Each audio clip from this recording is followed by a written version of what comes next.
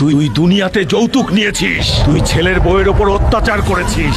আমাকে মাফ করে দাও, আমাকে মাফ করে দাও। আমি খুব গরিব মানুষ, আমার এই মেয়েটাকে আজ তোমার হাতে তুলে দিলাম, ওকে ভালো রেখো বাবা। ঠিক আছে বাবা, আপনি টেনশন করবেন না, আপনার মেয়ে আমার কাছে ভালো থাকবে।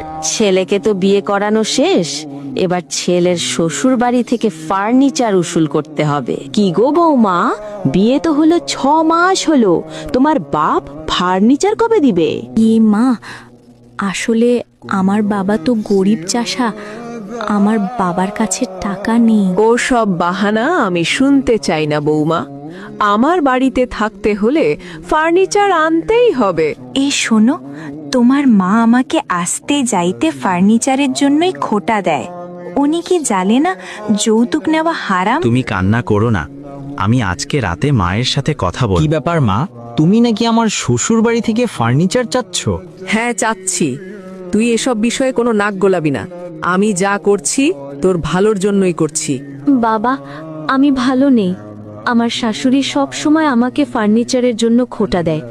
তুমি যে করে হও ফার্নিচারের ব্যবস্থা করো। মা, তুই চিন্তা করিস না, আমি আছি তো। আমি শিগগিরই একটা ব্যবস্থা করব। তাড়াতাড়ি জমির দলিলটা আলমারি থেকে বের করে জমিদার সাহেবের কাছে নিয়ে যাই। জমিদার সাহেব, আমার বাড়ির জমির দলিলটা বন্ধক রেখে আমাকে কিছু টাকা দিন। ঠিক আছে করিম মিয়া, এই নাও টাকা। দোকানদার সাহেব, এই টাকাগুলো নেন আর আমাকে একটা ট্রাক ঘরের সকল ফার্নিচার দিন। ঠিক আছে চাচা, আমি ব্যবস্থা করে দিচ্ছি। এবার তাড়াতাড়ি ফার্নিচারগুলো মেয়ের শ্বশুর বাড়িতে নিয়ে যাই। মেয়ের শাশুড়ি দেখলে অনেক খুশি হবে। মা দেখ, আমি চলে এসেছি। বাবা, তোমাকে কতদিন পরে দেখেছি। হয়েছে, এত নাটক দেখানো লাগবে না। যাও, উঠান ঝাড়ু দাও।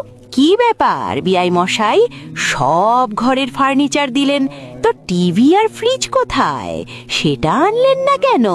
বেয়ান, আমাকে আরো কিছুদিন সময় দেন, তারপরে টিভি আর ফ্রিজ দিয়ে যাব। এবার যে করি হোক, টিভি আর ফ্রিজ উসুল করতে হবে। কি ব্যাপার বৌমা, তোমার বাপকে বলেছে তো টিভি ফ্রিজ দেওয়ার কথা? না মা, আমার বাবা আর কিচ্ছু দিতে পারবে না। তোর এত সাহস, মুখে মুখে তর্ক করছিস? মা, আমার চুল ছাড়েন, আমি ব্যথা পাচ্ছি। হে আল্লাহ, আপনি আমার শাশুড়িকে হেদায়েত দান করুন। আমার উপর জুলুম হওয়া প্রত্যেকটা বিচার আমি আপনার কাছে দিলাম। আমার বুকে ব্যথা, আমার বুকে খুব ব্যথা।